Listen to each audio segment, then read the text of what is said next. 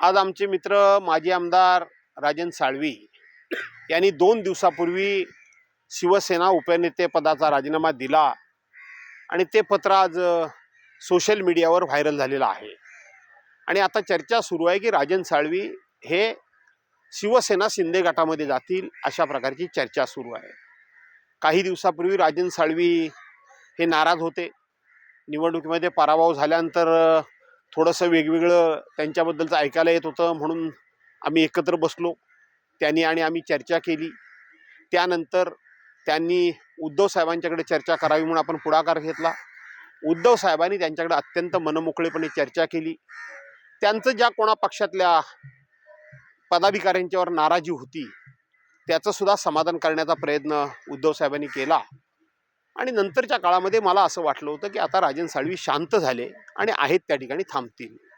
2च दिवसापूर्वी मी त्यांच्याकडे बोललो, त्याच्या अगोदर 4-6 दिवसापूर्वी पुन्हा ते मला भेटून गेले आणि त्या सगळ्या गाठीभेटीमध्ये आणि चर्चेमध्ये मला असं वाटत होतं की त्यांच्या मनातली निराशा, त्यांच्या मनातला राग आणि त्यांच्या मनामध्ये आता सर्व संपलं अशा प्रकारची जी भावना निर्माण झालेली आहे ती आता संपलेली आहे आणि ते पुन्हा आता उद्धव बाळासाहेब ठाकरे यांच्याबरोबर काम करतील असं मला वाटलं होतं।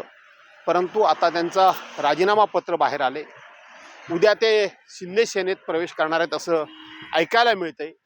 काही दिवसापूर्वी ते भाजपामध्ये प्रवेश करणार होते, पण भाजपाच्या प्रवेशामध्ये त्यांना कुणी खोडा घातला, त्यांचा प्रवेश कुणी थांबवला, का थांबवला, कशाकरता थांबवला याची काही मला कल्पना नाही। परंतु उद्याच ते पक्षप्रवेश करणार आहेत, अजून केला नाही। त्यामुळं इथं सुद्धा त्यांच्या पक्षप्रवेशाला अडचण येईल असं सुद्धा वाटतं। आणि म्हणून राजन साळवींना मी तुमच्या माध्यमातून पुन्हा एकदा आव्हानवादा विनंती करतो, आहात तिथे थांबा। शेवटी तुम्ही आम्ही एक कुटुंबातले सदस्य म्हणून एकत्रितपणे हातात हात घालून आज लढायला उतरलो। पुन्हा एकदा बाळासाहेबांच्या शिवसेनेला हाक घातला तर बाळासाहेबांची पुण्याई आजही संपलेली नाही, आजही पुण्याई ती शाबूत आहे। परंतु ती पुण्याई बाळासाहेबांच्या शब्दामध्ये, ती पुण्याई बाळासाहेबांच्याच हिमतीमध्ये आणि तशी ईर्षेमध्ये नवतरुणांच्या समोर आपल्याला ठेवावी लागेल। आणि तुम्ही आम्ही बाळासाहेबांच्या बरोबर काम केलेलं आहे, आपण ती पुण्याई, बाळासाहेबांची पुण्याई नव्या पिढीसमोर मांडू आणि पुन्हा पक्ष उभा करू असं मला वाटतं।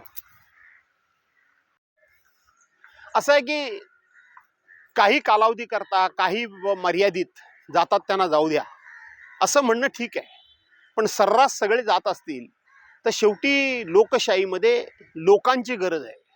लोकांशिवाय, लोकांच्या ताकदीशिवाय लोकशाहीमध्ये बळकट होता येत नाही, मजबूत होता येत नाही।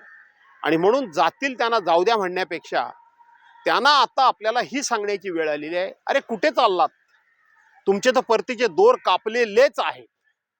ज्या पद्धतीने विजापूरच्या किल्ल्यामध्ये एक मोठा खंदक खणलेला होता, इकडून जर घोडा तिकडून उडवायचा असेल किंवा पलीकडे जर पोचवायचा असेल तर ते खंदकातच विरोधकांचं सैन्य पडून मरत होतं। तशा पद्धतीनं कुठेही गेलात तरी आता खंदकच आहेत।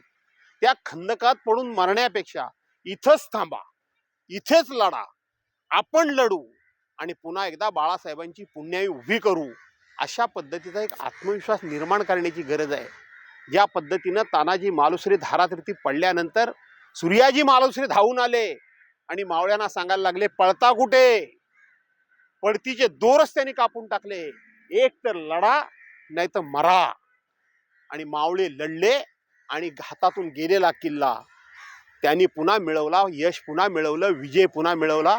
मला असं वाटतं की जातात त्यांना जाऊ दे म्हणण्यापेक्षा त्यांना लढण्याकरता उद्युक्त करणं ही आता काळाची गरज आहे।